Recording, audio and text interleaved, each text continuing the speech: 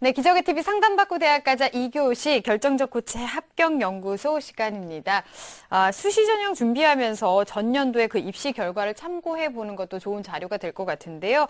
연세대가 최초로 2014학년도 입학 성적을 공개했다고요, 선생님? 네, 그렇습니다. 지난번에 학교에서 했던 입학 설명 이후에 홈페이지를 통해 가지고 이제 자료를 공개를 했는데요. 네. 모든 전형을 공개하지는 않았습니다. 논술 위주인 일반 전형과 그리고 작년에 입학사과정관 전형이었던 학교생활 우수자 전형을 공개를 했는데요. 공개된 자료의 범위를 본다면 두 전형의 수능 최저 만족 현황, 그리고 지원자 합격자의 내신 등급 비교 자료, 그리고 논술 점수 현황 등을 포함하고 있습니다. 근데 다만 조심하셔야 될 부분은요.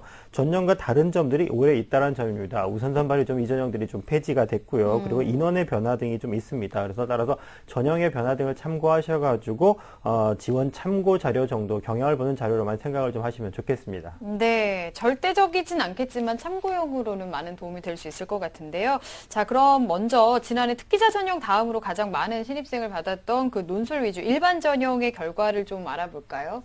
네, 가장 많은 학생들이 지원했던 전형이었는데요. 네. 작년 수시 선발 인원이 36.99%인 833명을 모집했습니다. 그런데 지원자가 3만 명이 넘어서 지원 경쟁률이 40대 1이 넘어갔습니다. 네. 하지만 이 지원자들 중에 수능 최저학력 기준을 충족한 학생 57.5%로 실제 경쟁률 23대 1까지로 좀 낮아졌던 걸 볼 네. 수가 있었습니다.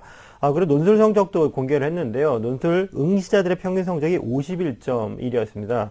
근데 상위 70%, 합격생들의 상위 70%를 보니까 이 지원자들의 성적보다 20점이 높았다는 걸 알 수가 있겠습니다.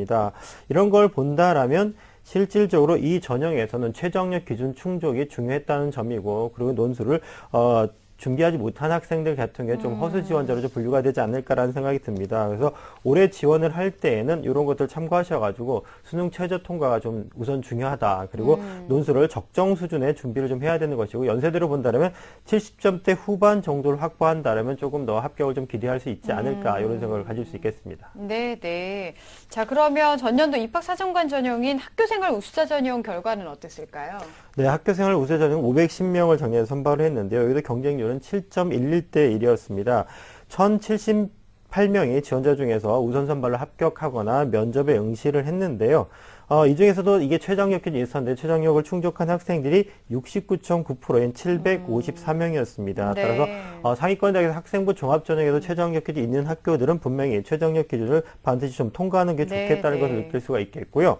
그리고 합격생들의 교과 성적도 공개를 했는데요. 지원자 평균은 1.4등급이었고요. 합격자들의 평균은 1.18등급으로 정말 높은 교과 성적을 가지고 있어야지만 합격이 가능하고 지원이 가능한 것을 볼 수가 좀 있었습니다. 다만 올해 좀 조심하셔야 될 것은 학교 활동 우수자로 좀 이제 변경이 좀 됐습니다. 학교 생활에서. 그래서 학생부 교과 전형이 빠져나가는 바람에 인원이 좀 줄어들었다는 점. 그렇다면 분명히 입시 결과에도 영향을 좀 미칠 수 있을 거라는 걸 점을 좀 참고를 좀 하셔야 되겠고요.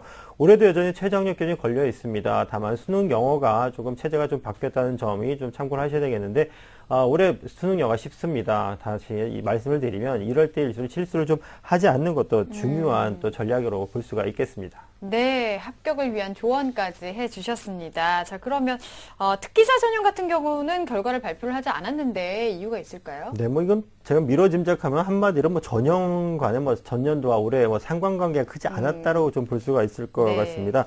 전년도에는 특기자 전형이었던 전형도 있고 입학사정관 전형이었던 전형이었는데 올해는 그냥 다 특기자 전형으로 왔기 때문에 이렇게 된다라면 수능 최저를 적용하지 않는다거나 적용한다거나 이렇게 좀 차이점이 있을 수도 있겠고요.